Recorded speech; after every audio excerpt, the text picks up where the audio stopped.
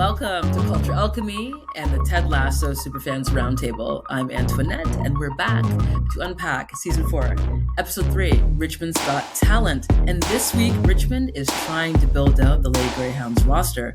The coaches are holding tryouts, and not everyone behind the scenes is convinced that a women's team is a winning idea. So we've got new talent, new personalities, and a few people who still need a little bit of convincing.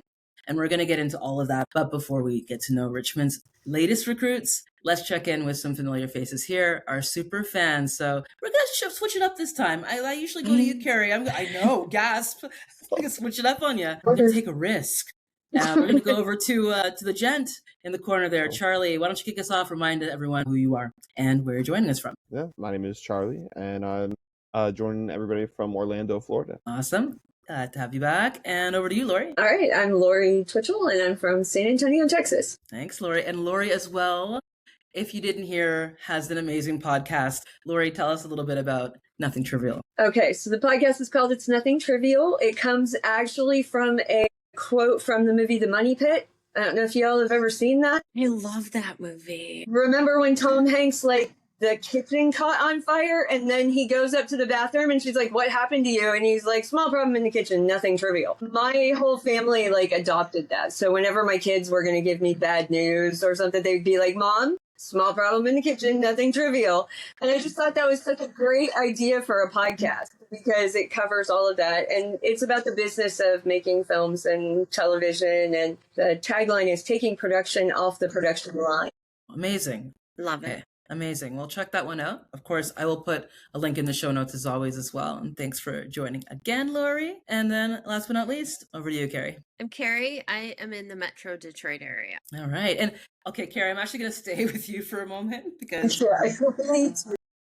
last week you told us you wanted to see a couple of things. One. Oh, yeah.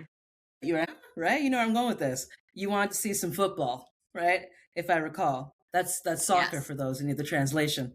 Okay, you want to see some football and you want to see some Phoebe. It's like the writers heard your prayers. I know. I'm scared. I was like, okay, so I have to watch it.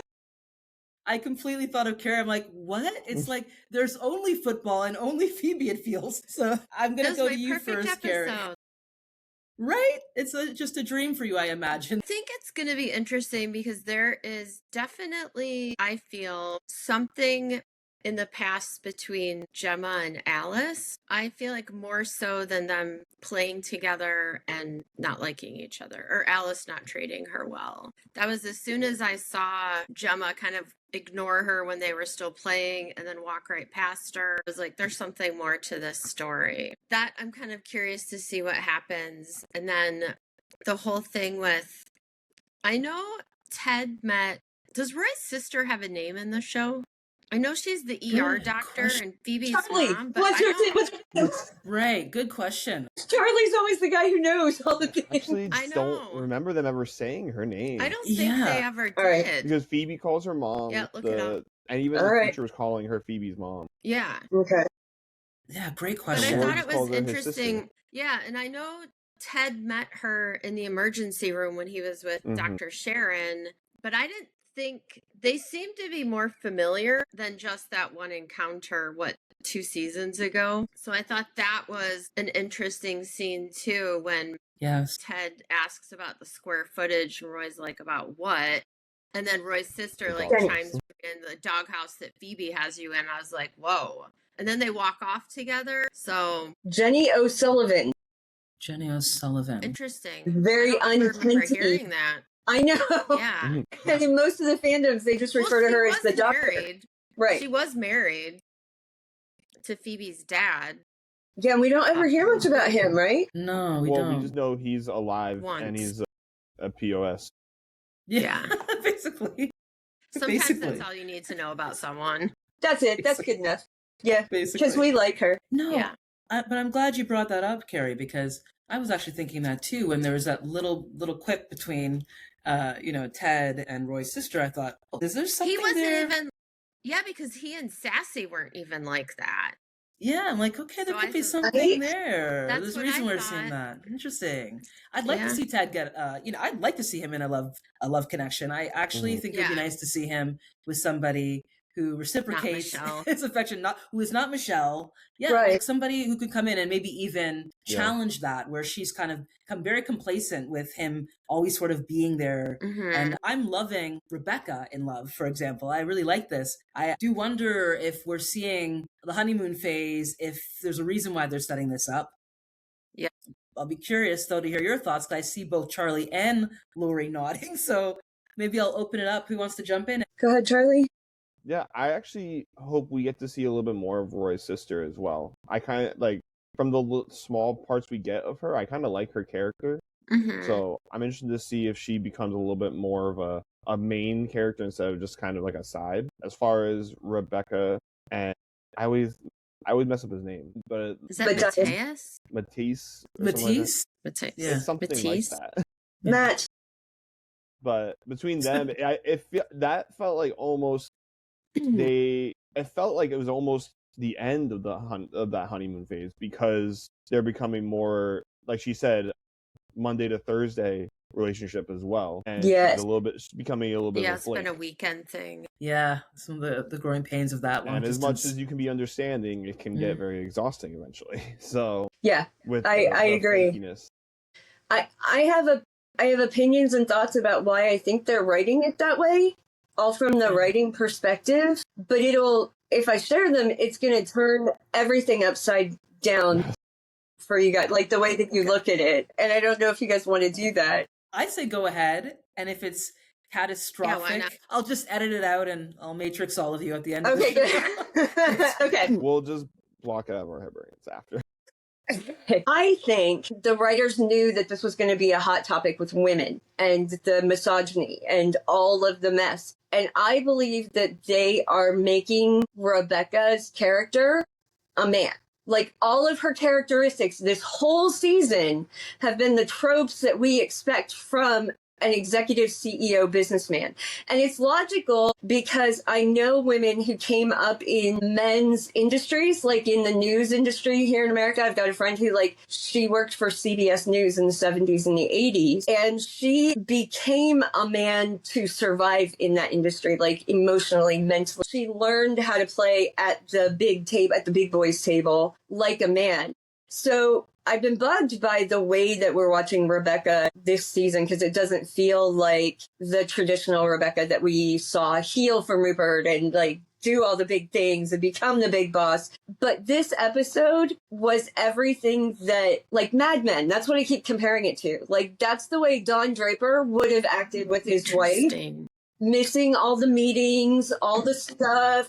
If that was a script, I think that what they did was wrote the tropey script and then flipped it and gave it to the opposite characters with regards to that relationship. Even the way she treated Keeley, like when Keeley found out about the report and Rebecca's like, "I'm sorry that we kept it," and she gave her a gift. That's what men do. And even with Coach Chilton, she wasn't all in on the big thing until Ted said, "Well, Coach Chilton." I don't think she knows what to do with Coach Chilton, so it was, I need to support her, whatever, because I don't know what I'm doing kind of deal. That's my vibe. And then that's why I think that the last line hit the way that it did, because the conversations that happened never would have happened about a woman being left by a man in all of those things. It went the other direction. So that's why I said, it's a revelation, and it might make you look at the way that it plays out better, but that's what I think. Well, I mean, I didn't think of that. Yeah. Thank you for sharing that, Lori. I'm sitting with it because it's a big thing. I see it. I do see it, right? And yeah, I have some thoughts on that, because I think, let me hold on that. Let me go over to the only man in the gallery here. I'd love to know what your thoughts are on, because I love whenever women, we talk about gender, and we obviously are talking about is, what we're seeing on the screen, right? Mm-hmm. Like, we have a sense of what traditional gender roles are, but I'd love to know, right, from your perspective, Charlie, what are your thoughts on what Lori just shared? Yeah, I had crossed my mind of how that was being played off, like how Lori put it. but it makes a lot of sense. I mean, yeah, like it's a very traditional TV role of CEO guy that is a little bit flaky on his family or anything like that. So it makes sense. Maybe most people might not view it as serious from Rebecca because she is a woman in that aspect, compared to if it was a man CEO.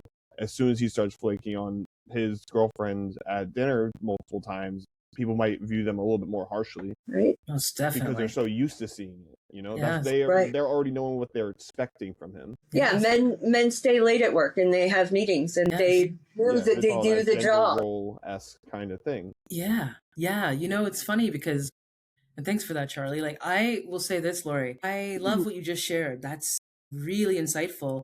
And as I watch Rebecca try to navigate how she's going to have it all, I saw that. I feel like this is also her story right now is like, how can she have it all? Can she have the career?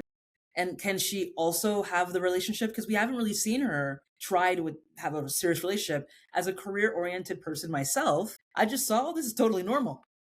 So as you Right. just explained it now, I was like, yeah, if you've been in a long distance relationship as well, you know, like this is kind of what it's like, right?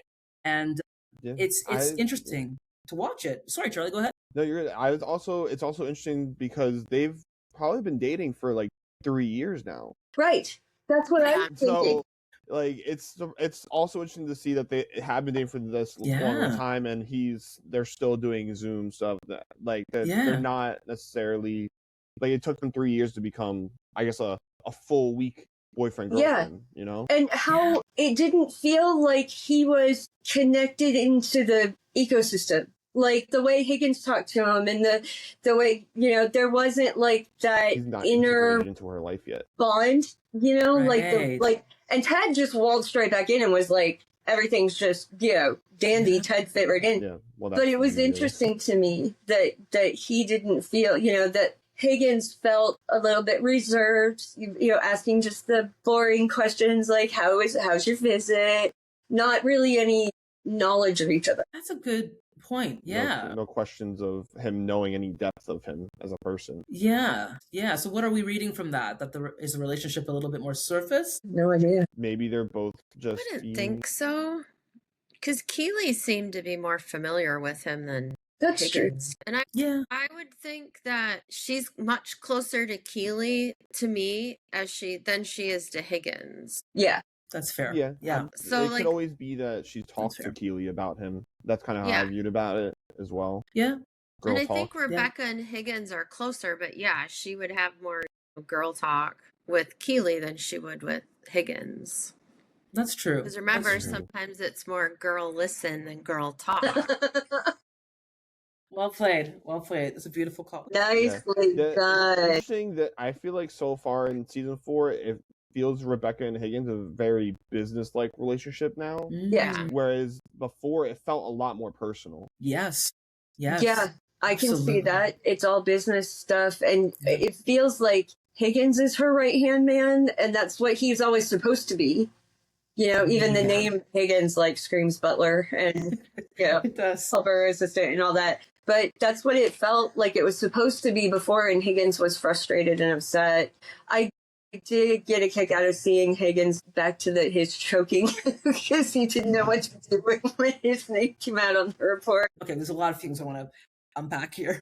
But we've talked a little bit about Rebecca and the man, the myth, the Matea, figuring out how to navigate being a full-time couple, right? Yeah. And there was another couple we talked about. I'm curious to get your thoughts on the storyline with Roy and Keeley. Like, they're in love, right? Like, he's in love with her. He has been, and I feel like the whole episode he was like trying to protect her and help her and be there for her. And he's trying very hard. He's one of those characters that just grew over all the seasons. You look at the guy, when he walked into that completely pink office and was like, it's looking good. I was trying to figure what would first season Roy say. You know, the guy who was out in the parking lot doing his, you know, Ted Lasso cowboy thing. I can't see him being comfortable in a room that's all leopard and pink and everything. But man, he really owned, like he accepted all of it. Yeah, he did. How many episodes do we think it'll be before they finally get back together? Not soon enough. He's trying so hard. He is doing. I can't tell if they're actually going to have them get back together because it feels very one-sided right now to me. Really? I'm not getting the same vibe from Keeley that like obviously Roy's putting in a lot of that effort and Maybe. showing her how he feels, but she's even the one that calls him like a really good friend, and I haven't A really, seen... really good friend. Yes, a Really, really really, good yeah, friend. there's really, But really. also, it feels very like he's putting a lot of effort into showing her, but she's not really reaching Right. out to him in any way. I Well, don't she know if has that- when she's gotten in trouble, though, when she called him that the kids weren't there, and then he called in Phoebe to help When save he the called day. her, Right.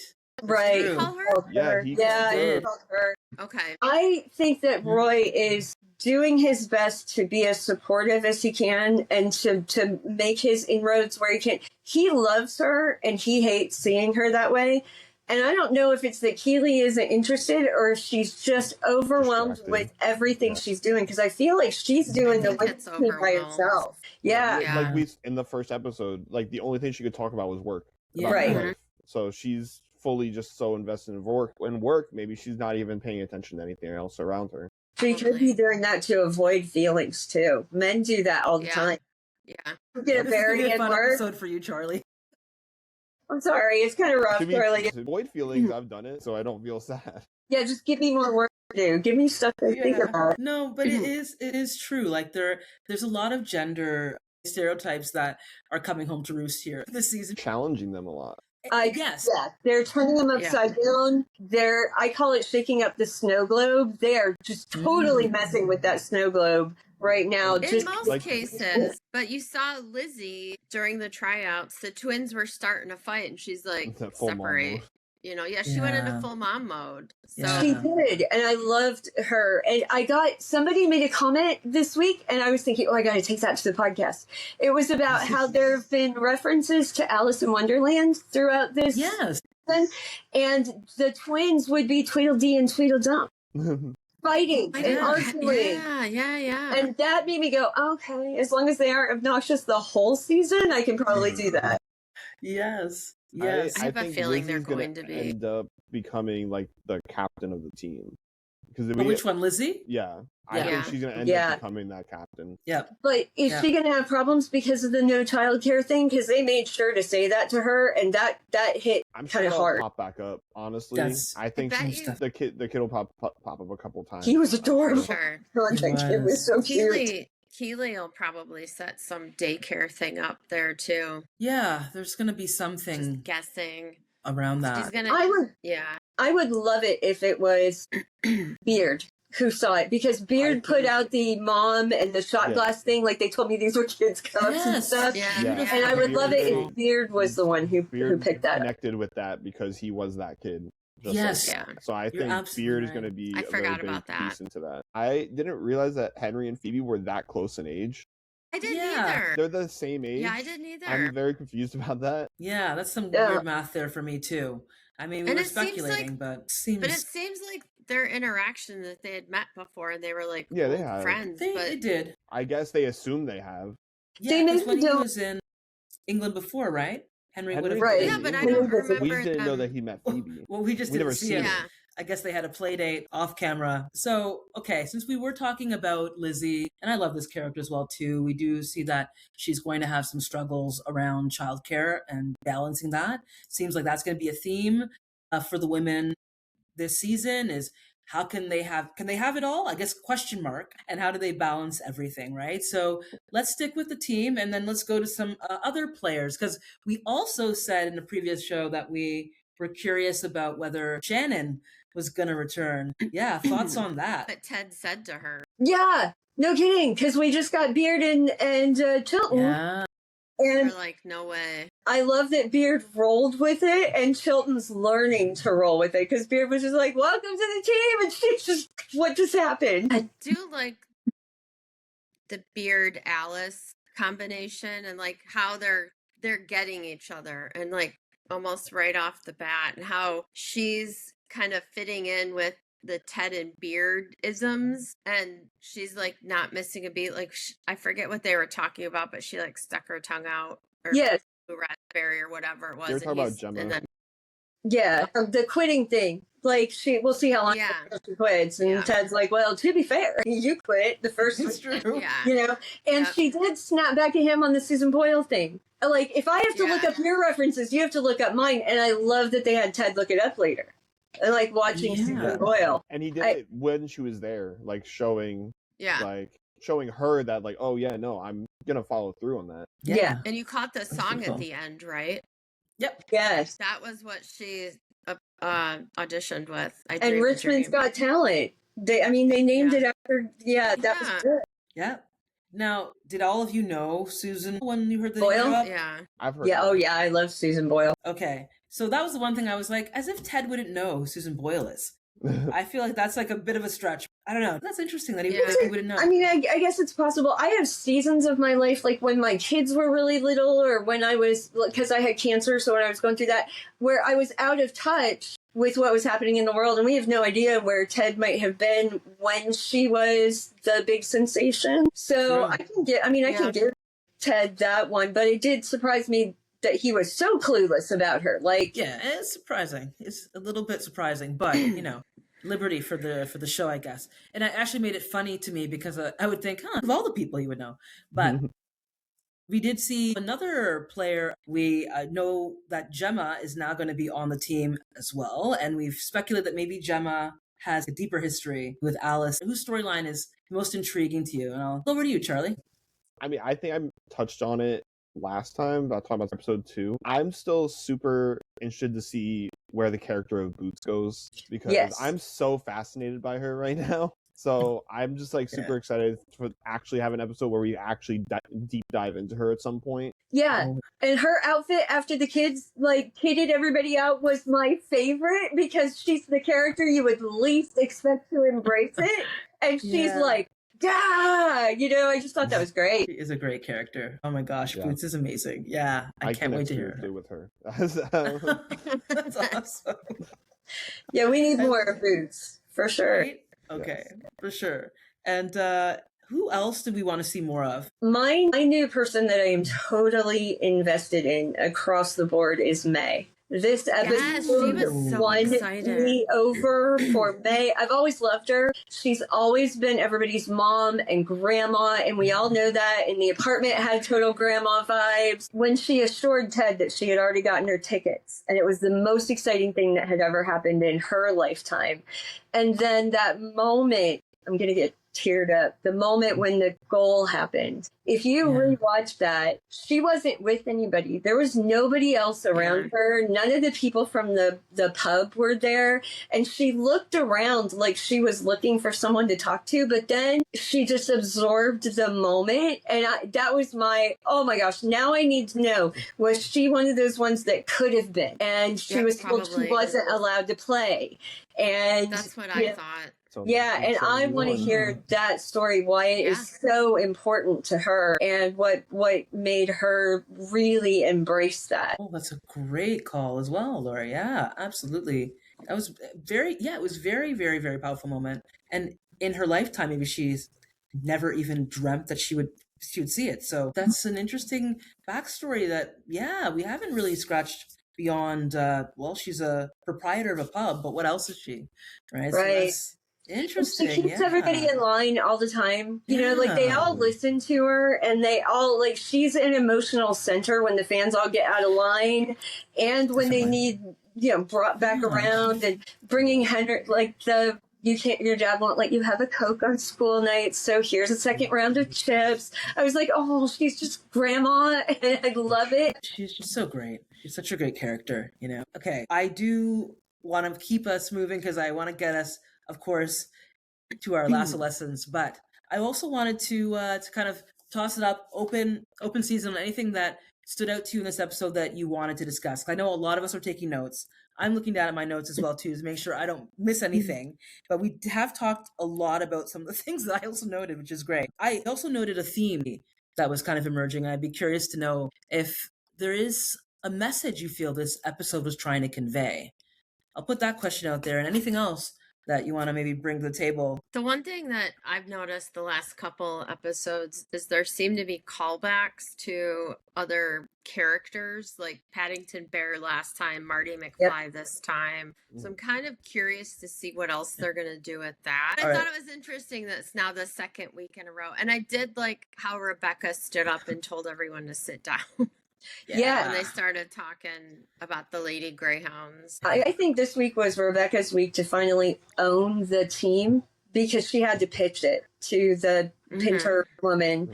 And fun fact, the Pinter thing, that inside joke of like, are you related to Harold Pinter or whatever? He's a famous playwright that was infamous for long, drawn out, painful, silent pauses in everything that he wrote. So the fact that like they did that, I thought that was great. But my moment this week where I saw a bunch of things come together was Keeley's breakdown when she started laughing, and that was actually one of the reasons I brought up the money pit, because my first thought was she's having a bathtub fell through the floor moment, like the laughter where Tom Hanks just broke. But then I realized this whole season feels a little bit like the money pit. They got into it thinking they knew what they were doing. They got into it like they bought the house thinking that they knew. And then as they peel things back, there's more and more and more. And this breaks this and this breaks that. And I think for me, that was big because everyone's been discounting Keeley, but I think she's the only one who understands that the women's team has to perform at a level higher or equal to the men with less resources. So when Roy said, it's just a friendly, you could hear that, like, they won't get just a friendly because it's the women's team and it's a failure. And why should you bother watching? She knows how important all those little details are. And they've been sidelining her. And so that was one of my big moments of, y'all cut Keeley out of things when she really could be the glue holding a lot of things together. Absolutely. I mean, if we look at the, scoreboard, she's gotten them a new locker room, right? She's able to, she's definitely been spearheading a lot of the creative around them. I think she's really, showing her real business acumen now, and she's confident now, where I feel like in the previous seasons she was still figuring out how to do everything and how to get her business up and running, and there was a certain level of fake it till you make it. But I feel like now I see her stepping really into her power, which I love. And I also see that there's this theme to kind of go back to my earlier question about, is this show trying to tell us something? Is each episode trying to convey some kind of a message? I feel like this one was a little bit along the lines of take a chance on things. Because if I look at Lizzie saying, I just got up today and decided I wanted to try out, I decided I would just take a chance on it, right? Even though there's obstacles in your way, because obviously the childcare will be another obstacle for her. Keeley even going ahead with this, Rebecca going ahead with this. We saw Danny Rojas' little sister. Yeah, because that's his real life sister. Right? That's the actual, is it really? Actual sister. I didn't know that. Apparently she's amazing at football. She could have gone pro. How hard do you think it was for her to miss the soccer ball on purpose? It had to be super hard hearing that. Oh, and the way they spun football is life. That would, like Ted, not quite as catchy, but Beard was heartbroken. Yeah. Right? Oh my God. It's so funny though. It is like, it's great that it's such a family affair. I love seeing all the little ways they incorporate their friends and family into these Easter eggs. It's a wonderful thing. But okay, Charlie, over to you. Is there anything that you wanted to bring up from this episode, moment that stood out, or is there a message that you feel this episode was trying to convey? I think one of the moments that kind of stood out to me was, again, Rebecca going and talking to the Pinter and Sons CEO, and the theme I'm seeing is Rebecca almost now is convincing other women to believe in the women after like Keeley had to do that for her, but now she's doing that for others. Yeah. And she's owning the argument. She's like finally owning why it's important. All these little girls need to see these grown women be able to do this so then they can believe they can do it. Yeah. Well, look, Higgins strikes again, right? Because he planted that seed there. I know, Laura, you brought it up as well, too. It's strong women support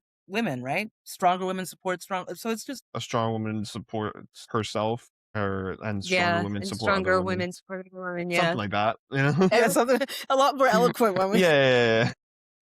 It's like something like that, you know? That's Yeah, the something culture Close enough. alchemy Close enough. translation. Exactly. You know, like, yay In the women. vicinity. Yay In the women. vicinity. Women rock, right? That's the end game. Yeah. But no, I think it's really interesting to see this as well, too, because we talked a lot when we first got together about what is the show going to feel and look like with it centered around the women's team. And there's so many more rich storylines that they are exploring as well. I can't wait to see them develop these characters even more. And the realities of, you know, women often have to carry the burden, quite frankly, or at least their lion's share of some of the labor in the home and certainly childcare. So we're going to see so many really amazing storylines this season. I can't wait. Carrie, I know you're locked and loaded with your last lesson of the week. So You already kind of said it. Yeah, you already said it. Did I? Yeah. Okay, I stole your thunder. Okay. Well, you know what? right. It's so nice. Let's say it twice. Over to you. What's your last lesson of the week here? Well, it's just like taking chances on people. Like you already pointed out, you know, Keeley gave this speech about the Lady Greyhounds succeeding because they had each other. You know, Rebecca talking to the Pinter and Sons woman, the team taking a chance on Gemma after Alice pointing out how great she was. And so I think that was, for me, that was, you know, the big lesson this week. Take a chance on things, you know? And I know, Laura, you sort of touched on yours as well, too, but is there anything that you wanted to add for your last lesson of the week? I think my lesson of the week got a little bit more real outside the program because the fandom seems to be maybe a little bit, it's not divided, but the voices who aren't happy with women being centered are starting to come forward. And I've seen a lot of that. Yeah. And because I'm in the fan groups and things, my daughter is too. And my daughter has called me every week because she believes that Coach Chilton is on the spectrum. She believes that she's neurodivergent, which would make a lot of sense. Mhm. And it shows the rigidity and the orders, and this is the way things are and such. And my daughter is bothered by the reception that Coach Chilton has gotten. And I think they did that on purpose, because you think about the men when the president tells a reporter, like, you're too pretty to be asking these questions, or why aren't you smiling? Or, you know what I mean? Men do that all the time. And it's funny because Coach, she's not doing anything different than Coach Beard did all 3 seasons. You know, he stood on the sidelines quietly and he watched everybody, and, you know, he just made his blunt observations. But she's getting a lot of hatred in the fandoms, and that really bothers my daughter. She's hoping that comes back around, that there might be a little bit of a winning thing to end, you know, with her. Oh, wow, I'm sorry to hear that, because I imagine there would be a lot of people that would initially be against the idea of bringing the show back, centering it around the women's team. Like, you're always going to have misogynists come out with these things. I'm really glad that you're bringing that perspective, because I have had such a different experience with Alice. That is unfortunate. Maybe there's a double bind that's present in the fandom as well as in society as a woman, right? The spectrum thing, I sort of picked up on that as well, that perhaps that could be another thing that they could explore. But yeah, I'm really sad to say that that's happening. But I think people were willing to give a little bit more grace for the first couple episodes, but when they see we're really actually digging into the women, it's not that he's getting over here and we're going to see all the same characters that we did before. I think people are a little disgruntled with that. And it's not a lie. It's just that they're always the loudest. I mean, that's what I do when I'm a publicist. But no one's do that. They're never going to make everyone happy, you know? Yeah, exactly. And I also feel there's, and I'll keep it moving after this brief editorial / PSA. But I mean, Lori, you also having a podcast, you know that content is king or queen. And sometimes it's easier to actually put out a more inflammatory perspective, right? Just to kind of cut through the noise in these kind of echo chambers, right? So I do think there's a certain type of content creation that's happening now around this. And I also think about, if you're a critic, at a certain point, it behooves you to kind of pick apart the seams of a show that's basically flawless. So if it's a 10, and then one week kind of go, this is kind of feeling like a 7. It's actually still good, but it's like you're looking for something within the show to sort of critique. I don't know. I think we'll see what happens with the rest of the season, but I do think there's a contingent, as you said, Carrie, they're always going to take that perspective. irrespective. So yeah, it's an interesting thing. And also, yeah, maybe valid for them if they feel that it's not resonating for them. But it'd be interesting, to hear some of those perspectives. And feel free as well, if you're listening, if you're watching, keep it respectful. But we love to hear the discourse. We love to hear different perspectives. So feel free to leave a comment. I'd actually love to hear the other perspective if there's a very, very small contingent that feels that this season has jumped the shark already. Yeah. 3 episodes in. It's still very early. So I feel like it's a little bit. But you maybe kind of premature. see that. Yeah, agreed.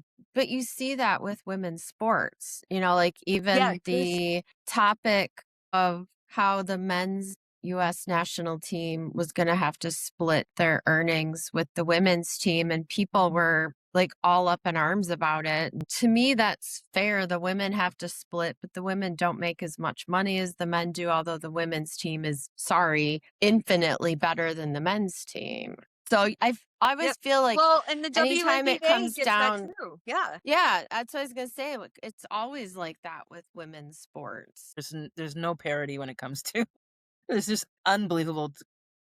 Sorry, go ahead. But I Karen. I wanted to get back to my moment of zen, and I don't know how this just dawned on me. I'm a huge Les Mis fan, and I knew that song immediately. But it was interesting. It's called "I Dreamed a Dream," and that was kind of like the whole overarching sentiment of kind of hand in hand with the taking a chance on things. So I don't know. It just came to me. No, it's a beautiful, beautiful nugget. Thank you for sharing it and bringing us back as well to our Lasso lessons. Because I think, unless Lori, I know we love to go off on tangents on the show. That's what we're gonna do. So that's what it is. But I just want to make sure. Do you feel complete, or did you have anything else you want to? I do. It's hard to say that because there were so many things this episode. But yes, no, I feel good. I know, it's true. It's the beauty of this episode, and it's the way I think it's intended to be discussed.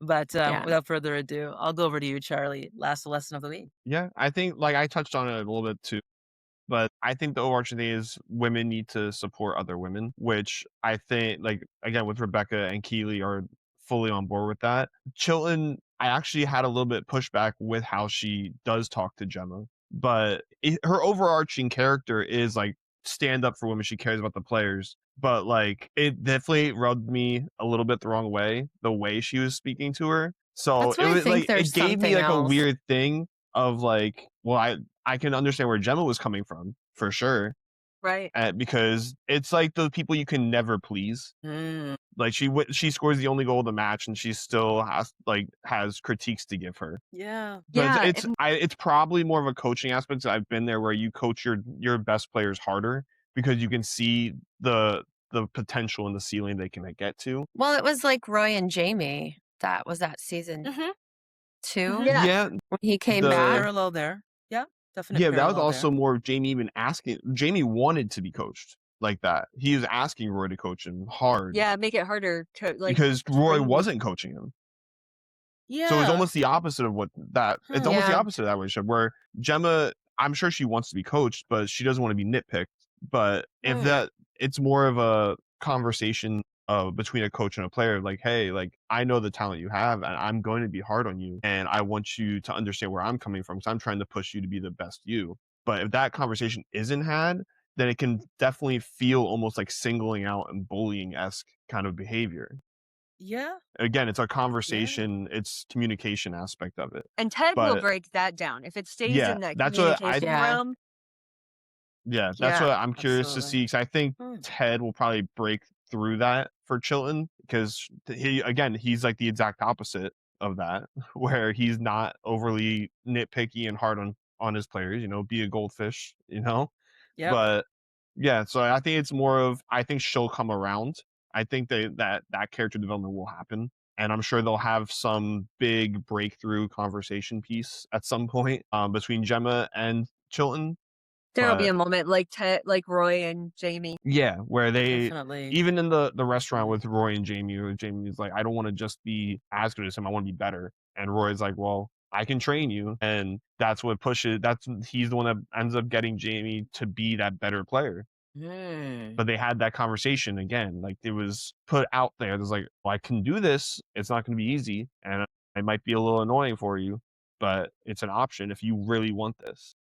Chilton is also so close to that. Like, I was stunned. She's the same age as those guys as well. So I think that's also a different Definitely. aspect of where Ted and Beard are older. You know, they can be viewed more of as a wisdom piece, whereas Chilton is the same age. She was just playing not too long ago. But can I just say that Ted and Beard misread like the room on the first team baby thing?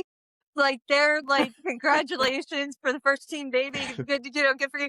But she's like, all we care it. about is your health and well-being. Exactly. She nailed it. Yeah. And then they smash cut straight to, what are we going to do? But she held it together wonderfully to convey that. Even what's her name? What is her role? She's the team medic or like Seaward trainer, physio. Seaward. That was a funny little cutback. That was an amazing. Yeah, we have to go back and give flowers to whoever wrote that. Really, that was really great. My goodness. She's the team trainer, physician. Insane joke. Joke. But yeah, I also went on a tangent off of my point. But we love them. We're all good at that. I think it's a big thing. That's why we're here. Women need. Yeah, got two more coming my up. big thing is the women need to support women in doing those things. That's the only way that you'll even in women's sports, women need to be supporting them in doing this. They need to be buying the merch, need to be buying the tickets, going to games and stuff like that. That's the only way that revenue goes up. You can support them doing it, but never investing in it. You're all talk at that point, you know? Yeah. Yep. And Charlie, we're glad to have your perspective here, and we're glad that you support women. Not that there's three of us that could all gang up on Tell you. the others. I try my best. I have five sisters, so you give that energy, sense. actually. Yeah. I was like, okay, that's why. You wouldn't survive if you didn't support women. Yeah. Okay. Yeah. True. I'm the exact middle of 7. Oh my God. Wow. Okay. That must have been interesting though in your teen years, right? Like that would have been kind of rad. It's a very big age gap too. So my two oldest sisters are I think 15 years older than me. Wow. And then I have another older sister that's 6 years older than me, and then me, my younger brother, who's literally a year younger than me, and then I have 2 younger sisters as well. That's so cool though. A perspective. Oh my God, you must have been in the middle. That's you so really cool. are in the middle of the women's stuff. In the middle of the women's stuff. Yeah, okay. but like I said, Literally. I'm a big sports fan in general. So like I said, I've been to the Orlando Pride games, which is the women's team here. So that's why I'll always support women in sports, because I love sports. I love watching competition. So it doesn't matter to me whether it's men or women. If you're seeing people at the top of their game playing this sport, I love it. Dude, the Olympics. I am all in on I don't care if it's men or women. I'm watching all the things. Yeah. High performance sport. 2 questions though before I forget them, because I have them in a mental parking lot. And I'm like, oh God, I'm holding on for dear life as you guys are all speaking. Roy. Okay, so let's talk about Roy then, because there was a throwaway comment when we were in the presser, and somebody asked, I think it was the Marty McFly Contract guy. Yes, your contract. So what's happening to Roy? Carrie, what do you think? Yeah, I think he'll be back. I think he's really grown as a human, and I think he has a much better relationship with Rebecca. They figured each other out. I definitely think he will be back. On the men's team? Oh, that was going to be my question. Oh. Or does he partner up with Keeley and they become mom and dad running the girls' team? That's what I think. Maybe. Are you saying he takes more into a front office kind of role? That something where they're going to maybe combine forces. I don't know how to really make it work. I'm sure the writers are in the room figuring it out, but there's a way that they can maybe make Roy more prominent so that he's closer to Keeley. They need proximity right now. They're just kind of passing ships in the night. It's we need to advance that. So I feel like he's got to be free, right? He does, to do something else. Keeley's, I don't think they've said it. They've mentioned Barbara, and then we saw Barbara this episode. But does she still have the PR firm? Yes. Definitely. Okay. Yeah. Yes, she does. Definitely. My thought unless on the they Roy... do something with that, I don't know how else. Or just on the coaching team for the women. If there's a role there. Yeah, we know Keeley is still the chief marketing officer for the team, which maybe she's just hired by Rebecca to do that. Or is she actually is at a whole different position with the team? Mm-hmm. But they I need think to the define I that. think of my thought process is the big thing with Roy and Keeley is near the end it's gonna be like Roy's gonna have the possibility of leaving, and I think that'll be like Keeley's wake up moment of like not wanting to be. lose him, and then Maybe he that will end comes up to keeping Roy America. in. Well, but you Wow, that'd be a also twist. see they teased the scene where they're on a motorcycle or something together too. Roy and Okay. Keeley. I didn't see Okay. that. I didn't see that either, but okay.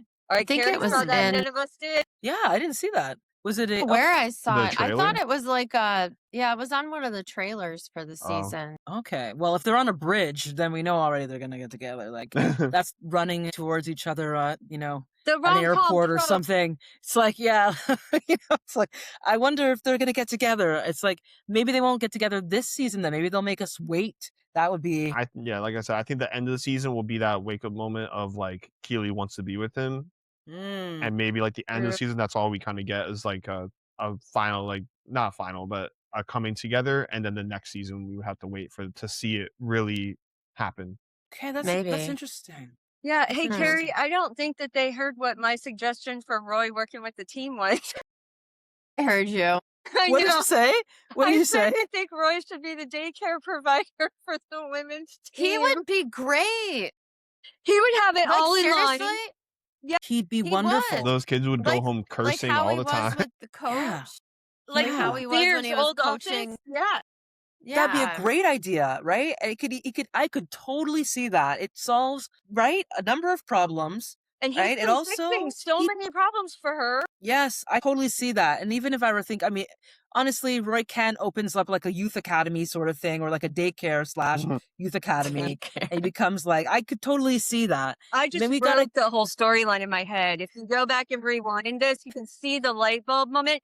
I think Roy would call the team back and have Isaac and Colin and all the guys to say, you're in charge of the babies. You're in charge of the kids. I can totally see him making that phone call, sticking them all in Beard's office, and then saying, okay, guys, watch him for the next 4 hours. It would be funny if they did that just even towards the end or whatever, like a little runner. But I also said I had a second thing that I Oh, was yeah. parking. I don't want to lose it. I forgot to bring this up last week, but we saw the same thing happen in this episode. People are giving things to people and not opening them in front of yeah. us. Have you Oh my noticed this? God. Because they're all going to pay off. These are like Chekhov's gun every single scene. So last week there was the box. Remember when Coach Lasso gave the box to Coach Yes. Shilton? Yeah, and they took What's in the box? Is Is it a severed head? Is it a seven situation? What's in the box? bag? Because I put this on Threads, and I got to tell you guys, people went to town on this question with amazing out. fan theories. Amazing.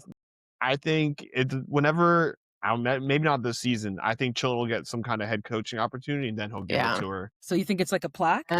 That's what I think it is too. Probably. Because it was kind of that similar shape. I was more annoyed with inside. the Keeley box that she opened Yeah, up. what's in the because box, that man? one Was it- annoyed me what more was because that? she I opened thought it. Because I Chill thought didn't it even was get to probably open it. something fashion. Like I was That's what picturing I a for thought. sure. or I was or, picturing something that she's going to wear later, right? 'cause that's I very Is it didn't a see it, Dazzle Me but Moi? but I think it was an Hermes. A matching I'm Dazzle Me guessing Moi? it was like Hermes, something Hermes. That was 'cause I the think first their thing I- boxes are orange. so But I whatever thought it was at least worth, $4,000 so she can Right. return it to pay herself back. Yeah, Yep. yeah. And Right. Rebecca didn't even argue with that either. No, I no. thought I guess that well, Rebecca, if she did return that, we're never gonna know. I guess. She's going to Yeah. be wearing that thing. It's going to come back So- at some point. Yeah. Maybe. So I have something that Yeah. I caught, and I think I only caught it because I had to rewind it. I don't watch it with captions on because normally I catch everything. Did you guys catch what the waiter said at the end? yes, Yes. that's what I was referring to at the end of the day. That was very un-Ted Lasso like. Yep. So I was And kind that- of wondering that- what everyone thought. That I think is what brought out all the ugly comments from fans this season, from the people in the Maybe. fandoms and the threads, because we landed on that. That was where, and there wasn't even like a fade out. That was like in screenwriting, that was smashed to black. Like we just, after that, there was no transition, no coming down off of it. They showed Yeah. her and him being sweet to each other. And for me, it was resonating in my head. That meant like if But it was the last, I think, guys knew- words that were said. Yeah, it was. Yes. Yeah, I guess it was a little. was Another like, aspect really? of it, another viewpoint of it is if Rebecca was the guy, they wouldn't have Yeah, said that. If it that's was true. if it was the girl waiting yeah, 3-4 exactly. times They would and just, then showed up with the guy, they wouldn't have said that. They Yes, wouldn't yeah. have it because women are waiting all the time, or in those tropes. I'm not saying that's necessarily happening now, but like I kept comparing it to the Mad Men because Mad Men is very much that patriarchal, misogynist men, women, second class citizens. So that's what's in my head. If that was Don Draper and it was flipped around, that kind of thing. But I think they'll probably tie that back too. I think that at some point, somebody brought up, how could he not know who Rebecca Welton is? Like, she's super famous and all over everywhere. But if you're not in sports, you don't know who the owners are. Yeah, Or no. The No. owners really aren't, like, you don't know their faces like that. No. Yeah. It's not Yeah. like she was Unless dating, you're like Mark Cuban, somebody but- famous or Right. anything like that. But yeah, I agree. That last line, and that's a really powerful place to bring it up in the podcast too, because we're getting ready to wrap up. Yeah, no, but I love it. I Okay, love see it. you guys next week. Yeah, anyways. They'll do the same thing they did. Smash It's the black. like- Okay, this is a really weird tangent. There's no connection whatsoever, but I wouldn't be surprised. That's our lasso lesson. There we go. Actually, you know what? That is in keeping with our lasso lesson of the week. It's like, yeah, take a risk. Make the statement, throw the comment in that creates like a huge explosion of conversation at the very end. Why not? But okay, I'll keep it brief. I'll just say that there is another show that I love called It's Always Sunny in Philadelphia. Some people Right. find that show quite crass as well too. Yep. I've It never is, but seen it's it. funny. Husband think it's and wife hilarious. in that show too. Absolutely. Yeah, Absolutely. I've never watched it. Two husband-wife teams because Charlie is also married to the waitress. But anyways, there's an episode or podcast. Oh, this is meta. They do a podcast about the show, Right. and they had their EP / occasional writer / occasional actor who plays cricket, David Hornsby, on the show to talk about his character's evolution or devolution, if you've seen the show. And at one point, he pulls out a bunch of cards when he's trying to end the show. And he's got a number of prompts on the cue cards that are meant to help when the show has a lull in the conversation. And so he throws these random things out into the ether. It's hilarious. And then they go off on these tangents. But at a certain point, the producer's off camera going, are these meant to stimulate conversation or to create a lull? Because they're kind of like, but I think it's like, that's what I love about that show is the randomness of it. I love the sauciness and cheekiness of it. So to bring it back to this show that y'all are here to talk about, I think that last line, I'm glad you said that. I'm glad you brought that into the conversation because I do think that for me, I don't think I really sat with it and let it sit and sink in. I just thought it was funny. But now watching it again and thinking about it through the lens that we've, Laura, you also presented as well. It's like, yeah, you're right. If I think about it, roles reverse, like, this is interesting. Yeah. It's very interesting. And then maybe it isn't so Ted Lasso-esque, but I had just watched like 2 episodes of Sunny, completely depraved. So to me, I was like child's play. But it was a tone that was definitely a shift. So Right. Yeah. I think that'll be confronted at some point. Like they go back to the restaurant Yeah. or he's going to end up at a game or something and it will come around and he'll get his lesson. They always do. Everybody always kind of gets a lesson somewhere except for Rupert. But even Rupert like got his moments, yeah. and such. Yeah. And, going to tie back to Apple TV and get real meta. Rob McElhenney has a program on Apple TV as well that is awesome called Mythic Mythic Quest Quest. about I think I've seen that. making video games, and that program will make you cry laughing. Like funny. it is. I'll have to watch it. good. Yeah, it is funny. Add it to the You definitely got to add that one to the list. But you know what? It's about that time, friends, because we have been having so much fun chatting away about episode 3. We got to bring this thing home. So once again, I want to thank all of you for being here. Lori, Charlie, Carrie, thank you so much. And thank you for watching, for listening. If you like what you heard, like what you saw, please go and hit that like button. And of course, hit the subscribe button so you don't miss the next roundtable. And until then, alchemists, stay curious.